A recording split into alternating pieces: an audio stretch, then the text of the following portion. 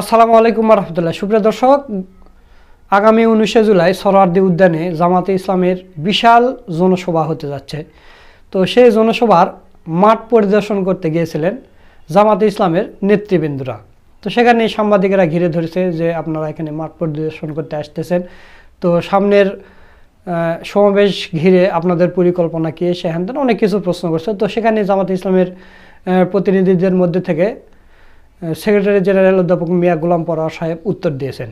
তো প্রিয় দর্শক, চলুন সেখানে কে কে মাঠ পরিদর্শন করতে গেছিলেন এবং জামাত ইসলামের যে 19শে জুলাই সমাবেশ সেটা কত দূর পর্যন্ত হয়েছে এবং সামনেতে আরও কি কি পরিকল্পনা আছে সেই বিষয়ে আমরা সেই ভিডিওটা একটু দেখে আসি। আসসালামু আলাইকুম ওয়া রাহমাতুল্লাহি ওয়া বারাকাতুহু। আলহামদুলিল্লাহ রাব্বিল আলামিন, আসসালাতু ওয়াসসালামু আলা সাইয়্যিদিল মুরসালিন ওয়া আলা আলিহি ওয়া আসহাবিহি আজমাইন।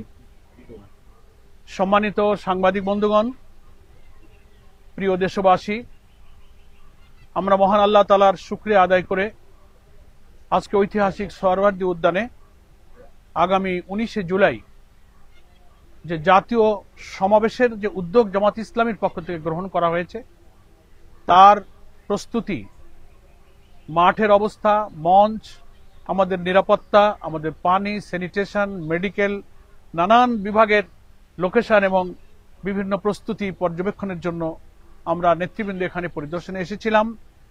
এবং আমরা যে ঐতিহাসিক এই জাতীয় সমাবেশের আয়োজন করতে পেরেছি, আমরা সেই মাঠ পরিদর্শনের প্রথম দিনে প্রাথমিক কার্যক্রমগুলো একটু পরিদর্শন করতে পারলাম। সেজন্য আমরা মহান আল্লাহর কাছে প্রথমেই আবারও আপনাদের সকলকে নিয়ে শুকর আদায় করছি, আলহামদুলিল্লাহ। আপনারা ইতিমধ্যেই জেনেছেন, তবু আমি আরেকবার বলি, আমাদের এই টিমের মধ্যে কেন্দ্রীয় নেতৃবৃন্দের মধ্যে আমাদের সাথে উপস্থিত আছেন আমাদের সহকারী সেক্রেটারি জেনারেল মৌলানা আব্দুল হালিম, সহকারী সেক্রেটারি জেনারেল এহসানুল মাহবুব জুবায়ের, অ্যাডভোকেট মোয়াজ্জেম হোসেন হেলাল, নির্বাহী পরিষদের সদস্য, আমাদের মিডিয়া প্রচার বিভাগের সেক্রেটারি মতিউর রহমান আকন্দ অ্যাডভোকেট, আমাদের মাঝে আছেন কেন্দ্রীয় কর্মপরিষদের সদস্য, ঢাকা মহানগরী দক্ষিণের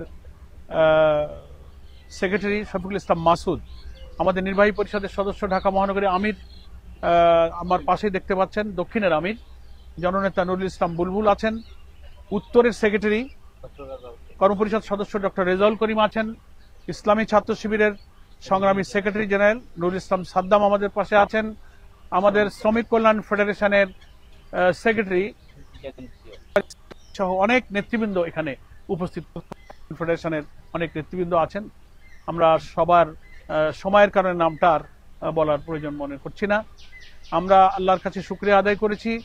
খুব সংক্ষেপে এই ঐতিহাসিক জাতীয় সমাবেশের প্রস্তুতি সম্পর্কে আজকে একটু আমরা আপনাদেরকে ধারণা দিচ্ছি। ইনশাল্লাহ আমাদের আরো দু একবার এই মাঠ পরিদর্শনে প্রস্তুতির কাজ চলবে, আর আমরাও ইনশাল্লাহ আসব।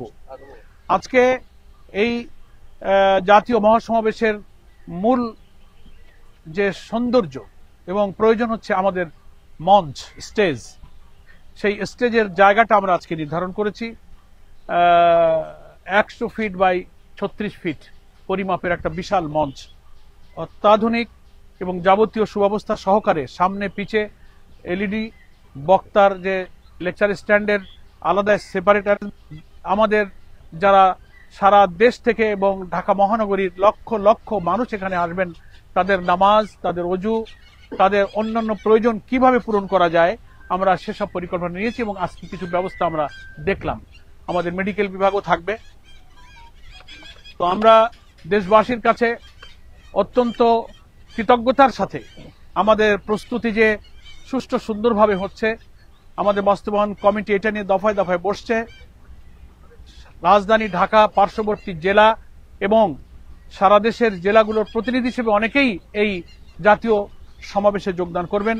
তাদের আসবার, চতুর্দিক থেকে গেট দিয়ে ঢোকবার, বসবার, শোনবার প্রয়োজনীয় ব্যবস্থা, গাড়ি পার্কিং এর ব্যবস্থা, সিকিউরিটির ব্যবস্থা, রাজধানীর ঐতিহাসিক সোহরাওয়ার্দী উদ্যানে সমবেত হওয়ার জন্য আজকে এই সোহরাওয়ার্দী উদ্যান থেকেই আমি দেশবাসীর কাছে উদাত্ত আহ্বান জানাচ্ছি আমাদের গণমাধ্যমের মাধ্যমে।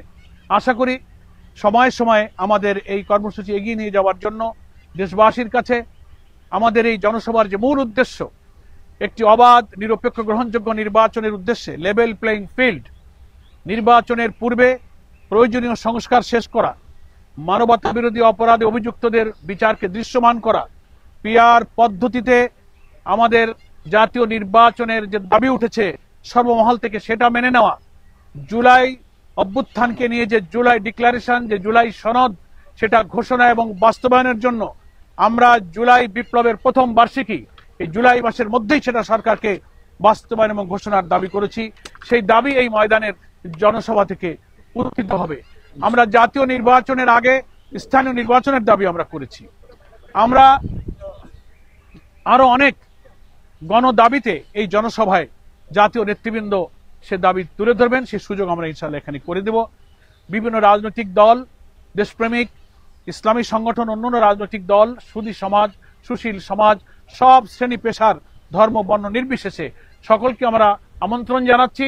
ইনশাআল্লাহ 19শে জুলাই আমরা এই ঐতিহাসিক জাতীয় সমাবেশে আগামী দিনে আমাদের জুলাই অভ্যুত্থানের গণ আকাঙ্ক্ষা ধারণ পাবেন পরিচালনার জন্য একটা লেভেল প্লেইং ফিল্ড, কোনো দিকে না ঝুঁকে সবার ক্ষেত্রে সমতার ভিত্তিতে যে গণদাবি উঠেছে এটা যেন নিশ্চিত করতে পারেন, এই লক্ষ্যে এই জনসভা সফল করার জন্য দেশবাসীর কাছে আমরা আহ্বান জানাচ্ছি। সরকারকেও এই জনসভা সফল করার জন্য তাদেরও প্রশাসনের সমস্ত বিভাগের, সরকারের সমস্ত পর্যায়ের যারা কর্তৃপক্ষ আছেন, পূর্ত মন্ত্রণালয় আছেন, স্বরাষ্ট্র মন্ত্রণালয় আছেন, বিভিন্ন মন্ত্রণালয়ের সাথে রিলেটেড যে সমস্ত কাজ এই সোহরাওয়ার্দী উদ্যানের জনসভা বাস্তবায়নে আমাদের সহযোগিতা প্রয়োজন। আশা করি সরকার আমাদের এই জনসভা বাস্তবায়নে সেই সহযোগিতার হাত তারা সম্প্রসারিত করবেন। আমরা কৃতজ্ঞ। সরকার আমাদের এই ময়দানের অনুমতি ইতিমধ্যেই দিয়েছেন এবং মিডিয়া, গণমাধ্যমের সহযোগিতা আমরা বেশি করে চাই। আপনারা আমাদের সঙ্গে আছেন, আমরাও আপনাদের সঙ্গে আছি। আশা করি 19শে জুলাইয়ের এই কর্মসূচির বাস্তবায়নের জন্য প্রতি কাজে, প্রতি সময়ে আপনারা আমাদের সঙ্গে থাকবেন। আপনাদের সকলকে ধন্যবাদ।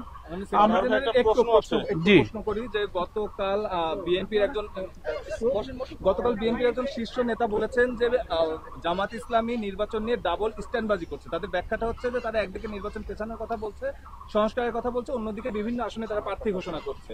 আসলে একটু বলবো, আপনারা হয়তো লক্ষ্য করেছেন এর জবাব আমাদের কেন্দ্রীয় নায়েব আমির ডক্টর আব্দুল্লাহ মোহাম্মদ তাহের কালকে কিন্তু একটা সেমিনার শেষে অলরেডি দিয়েছেন। এটা যেহেতু পলিটিক্যাল কোনো ডিসকাশন নয়, আমরা একটা প্রস্তুতি মিটিং এ এসেছি। আমাদের আমিরের জামাতের বক্তব্য অনেক সময় মিসকোট করা হয়, ইন্টারপ্রিট করা হয়। এটার ব্যাখ্যা আমাদের কালকে ডাক্তার তাহের সাহেব দিয়েছেন। আমরা নির্বাচন পেছানো না করা এ ব্যাপারে কোনো বক্তব্য কখনো রাখি নাই। বক্তব্যটা বুঝতে হবে। আমরা বলেছি, আমাদের আমির সাহেব বলেছেন নির্বাচন আমরা চাই, কিন্তু সেই নির্বাচন যেন তেন নির্বাচন না হয়। তো যেন তেনর অর্থই হলো কোনো দিকে প্রশাসন ঝুঁকে পড়বে, নিরপেক্ষ হবে না, আবার ইলেকশন ইঞ্জিনিয়ারিং হবে, আবার প্রশাসন জবরদস্তি করবে, কেন্দ্র দখল হবে। এই জাতীয় ইলেকশনকে আমাদের আমিরে জামাত মিন করেছেন যে নির্বাচন আমরা হতে দেব, কিন্তু যেন তেন নির্বাচন হতে দেব না, আর যারা করবেন আমরা তাদেরকেও মেনে নেব না। এই কথা আমাদের আমিরে জামাত বলেছেন, আমাদের নায়েব আমির বলেছেন। আজকে আমাদের একেবারেই মাঠ পরিদর্শনের সাথে প্রাসঙ্গিক কথাগুলো আপনারা বলেছেন এবং শুনেছেন। জি, সেটা পরের কথা, পরে আমাদের দাবির উপর আমরা শক্ত আছি, মেনে নিতে হবে। আজকে এখানেই থাকুক। প্রশ্নটা হলো যে আপনার এই সমাবেশের মাধ্যমে দেশবাসীকে কি বার্তা দিতে? এই যে বার্তা, 7 দফা দাবি আমাদের প্রচারণায় আপনারা দেখেছেন। লেভেল প্লে, আমরা বিচার চাই, সংস্কার চাই, আমরা স্থানীয় সরকার আগে চাই, পিআর পদ্ধতি চাই, জুলাই সনদের বাস্তবায়ন চাই, অনেকগুলো কথা আপনারা আছে। আপনারা এই 7 দফা দাবি আমরা উত্থাপন করছি। আপনাদের সকলকে ধন্যবাদ। আবার দেখা হবে। না, নাই। সরকারের ভূমিকায় এখনো জনগণ সংশয়ের মধ্যে আছে, এজন্যই বলছি এই ফিল এখন নাই। আমরা আমাদের আমির জামাত এটা বলেছেন যে এই পরিস্থিতিতে তো নির্বাচন আমরা মেনে নিতে পারি না, লেভেল প্লেইং ফিল্ড এটা করতে হবে। অনেক ধন্যবাদ, সকলকে ধন্যবাদ। আসসালামু আলাইকুম ওয়া রাহমাতুল্লাহি ওয়া বারাকাতুহু। দর্শক, আপনারা পুরো ভিডিওটা দেখলেন। তো জামাতে ইসলামের সমাবেশে আপনারা কে কে কোথায় থেকে আসতেছেন তা অবশ্যই কমেন্ট করে জানিয়ে দেবেন। আর ভিডিওটা ভালো লাগলে শেয়ার করবেন। সকলকে ধন্যবাদ। আসসালামু আলাইকুম ওয়া রাহমাতুল্লাহ।